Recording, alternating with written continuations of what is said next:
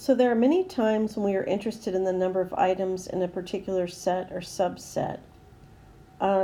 Remember we did that before when we were wondering how many subsets does a particular set have.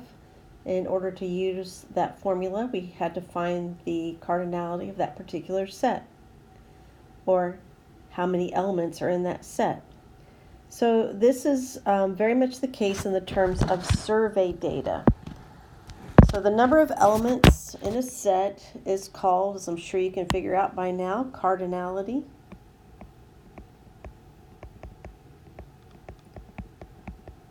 And we've already talked about the notation before. If we're talking about set S, then that's our notation.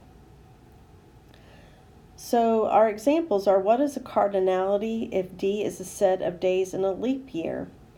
Well, recall that there's usually 365 days in a year, but in a leap year there'll be one more day, so we're going to put 366.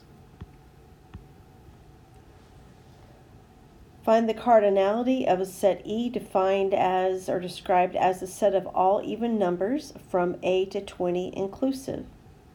Well, this is a small enough list where I could list them, but we'll also talk about how to do that algebraically in a second. So this particular set has elements 0, 2, 4, 6, 8, 10, 12, 14, 16, 18, and 20. So 1, 2, 3, 4, 5, 6, 7, 8, 9, 10, 11. That's the cardinality, okay, of set E. So I mentioned that we could also do that algebraically. So we have 20, it's from 0 to 20, but remember they're even numbers. So I could go ahead and subtract 20 minus 0, and since it's even, we'll divide by 2. But since it's also inclusive, and we're going from 0 to 20, we need to add that 1.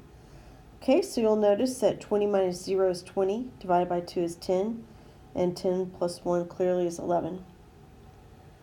So let's look at C. If A is described by the set of all consonants in the English alphabet, recall that consonants is a letter that is not a vowel.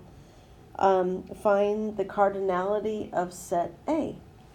So we know there are 5 vowels and there are 26 letters in the alphabet, so 26 take away all the vowels gives us 21. So the cardinality of set A is 21.